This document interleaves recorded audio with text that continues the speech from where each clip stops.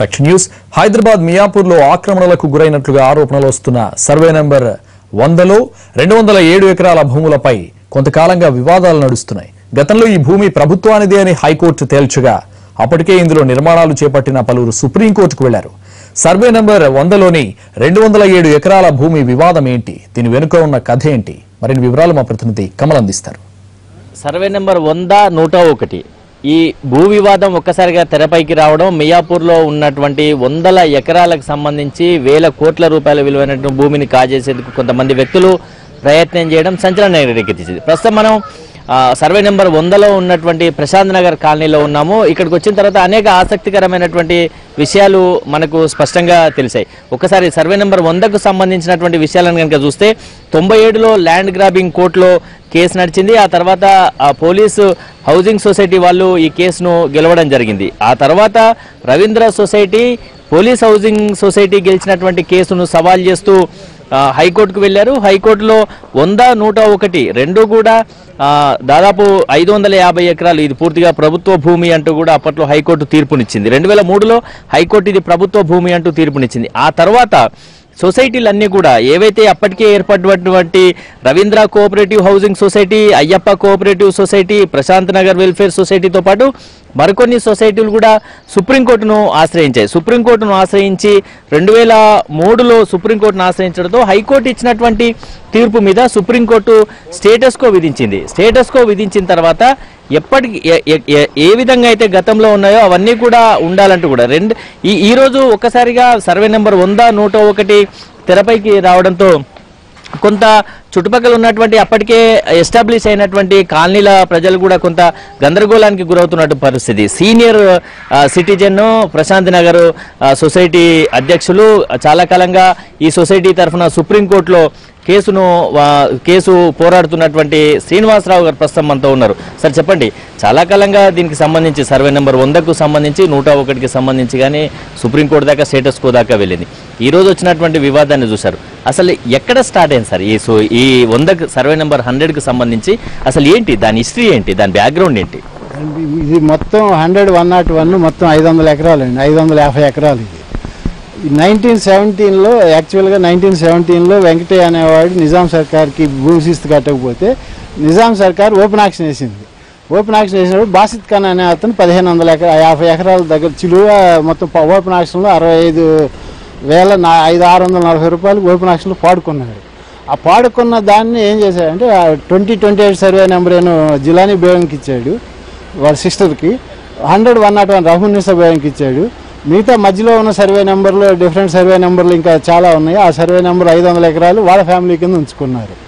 ఈ మధ్య 2012లో వాళ్ళ ల్యాండ్లోని 69 సర్వే నెంబర్లో ఆర్ఓఆర్ కూడా వాళ్ళు అప్లై చేశారు, పహానీల్లో పడిందని చెప్పి. రెవెన్యూ రికార్డ్స్లో కూడా ఇదంతా కూడా ప్రైవేట్ ల్యాండ్ అనేది 1970 నుండి కూడా చెప్తున్నాయి. మేము సుప్రీంకోర్టులో కూడా ఏంటంటే అసలు నార్మల్గా సుప్రీంకోర్టుకి వెళ్ళి హైకోర్టు జడ్జిమెంట్ని బేస్ చేసుకుని చెప్తారు. ముందు సుప్రీంకోర్టులో ఏంటంటే మా వాదనలు విని మాకున్న ఎవిడెన్స్లు ఇవన్నీ కూడా చూసి అసలు రెవెన్యూ రికార్డ్స్ అన్నింటినీ కూడా ఎంటర్ సుప్రీంకోర్టులో అడ్మిట్ చేసుకున్నారు, మేము తీర్పు చెప్తామని చెప్పి. అయితే ఇది 2003లో మేము సుప్రీంకోర్టుకి వెళ్ళాము. ఆల్మోస్ట్ 2017 మధ్యలోకి వచ్చాము. 14 ఏళ్ళు అయింది కానీ సుప్రీంకోర్టులో ఎక్కడ వేసిన గొంగళ అక్కడ లాగానే ఉంది తప్పితే కేసు మూవ్ అవ్వట్లేదు. ఎస్ఎల్పీగా ఉన్నటువంటి మీ కేసు మెయిన్ కేసుగా వచ్చింది. ఎస్ఎల్పీ ఇంతకుముందు 2012లో ఎస్ఎల్పీ వరకు ఎస్ఎల్పీగా ఉండేది. దాన్ని ఇప్పుడు మెయిన్ కేసు కింద ట్రీట్ చేసి ఇమీడియట్గా చేయమని చెప్పి అప్పుడు 2012లో జడ్జిమెంట్ ఇచ్చారు. ప్రశాంత్ నగర్ వరకు మీరు క్లీన్ సార్, అంటే మీరు ట్యాక్సులు పే చేస్తున్నారు, ఇదంతా చేస్తున్నారు. సర్వే నెంబర్ 100లో ఉన్నప్పటికీ కూడా ఇదొక ప్యానిక్ అయినప్పటికీ కూడా మీరు అప్పటి నుంచి కూడా ట్యాక్స్ పే చేసుకుంటున్నారు, మీరు ట్యాక్స్ పేయర్స్గా ఉన్నారు. సుప్రీంకోర్టులో ప్రస్తుతం మీది మెయిన్ కేసుగా కూడా ఉంది. కానీ ఇప్పుడు ఈ దశలో సుప్రీంకోర్టు కేసులో ఉన్నటువంటి ఈ దశలో ఇక్కడ ఇటువంటి డాక్యుమెంట్స్ క్రియేట్ అవ్వడం కానీ ఇదంతా కూడా అంటే ఎట్లా చూడొచ్చు మనం? మరి నిన్న పేపర్లో చెప్పిన దాని ప్రకారం ఏంటంటే ఇదంతా కూడా యాక్చువల్ స్టేటస్గా ఉన్నప్పుడు ఎటువంటి నిర్మాణాలు చేపట్టకూడదు, ఎటువంటి ట్రాన్సాక్షన్స్ కూడా చేయకూడనప్పుడు యథాస్థితి స్థితి కొనసాగించాలి. కానీ ఇప్పుడు నిన్న రెవెన్యూ మినిస్టర్ గారు అనడం కూడా ఏంటంటే మొత్తం రిజిస్ట్రేషన్స్ అన్ని క్యాన్సిల్ చేస్తామన్నారు. క్యాన్సిల్ చేసి అసలు అసలైన లబ్ధిదారులకు ఇస్తే అది చాలా సంతోషకరమైన విషయం. అది చేయాలని కూడా మేము కూడా కోరుతున్నాం. ఇదంతా కూడా మిమ్మల్ని సొసైటీలుగా, పాత సొసైటీలుగా ఎవరున్నారో వాళ్ళందరినీ గుర్తించి ఏవైతే వేకెట్ ల్యాండ్ ఉందో దాన్ని ప్రభుత్వం ఒరిజినల్ ల్యాండ్ లార్డ్స్ ఎవరుంటే వాళ్ళకి ఇవ్వండి అనేసి మేము కూడా ఒక ల్యాండ్ లార్డ్స్ నుండి కొనుక్కున్నాం. ఇప్పుడు వసతి అసోసియేషన్ కొని ప్లాట్స్ డెవలప్ చేశారు.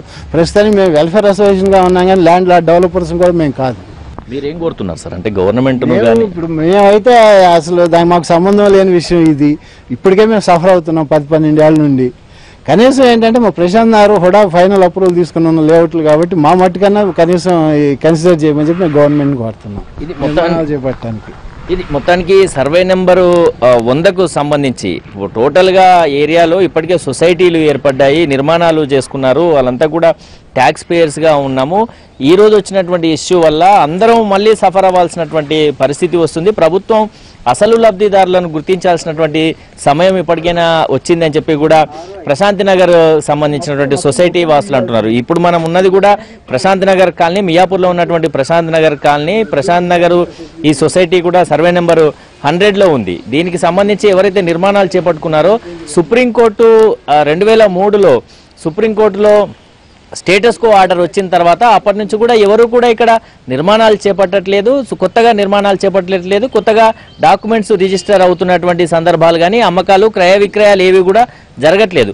సుప్రీంకోర్టులో కేసు తేలిన తర్వాతే ఈ సర్వే నెంబర్ 100 కానీ 101కి సంబంధించి కానీ క్లియర్ అయ్యే అవకాశాలు ఉన్నాయి. కానీ ఈ మధ్యకాలంలో సబ్ రిజిస్ట్రారు ప్రోద్బలంతో ఎవరైతే రియల్ ఎస్టేట్ వ్యాపారులు కొంతమంది వ్యక్తులు రిజిస్టర్ డాక్యుమెంట్లు చేశారో ఆ డాక్యుమెంట్లు ఏ విధంగా క్రియేట్ అయ్యాయి, ఇప్పుడు సుప్రీంకోర్టు కేసు నడుస్తున్నటువంటి దశలో ఈ సర్వే నెంబర్ 100లో ఏ విధంగా రిజిస్ట్రేషన్లు చేశారు అన్నది కూడా ఇక్కడ ఉన్నటువంటి సొసైటీ వాసులు లేవనెత్తుతున్నటువంటి ప్రశ్న. కెమెరా పర్సన్ లక్ష్మణ్తో కమల్, ఎన్టీవీ, హైదరాబాద్.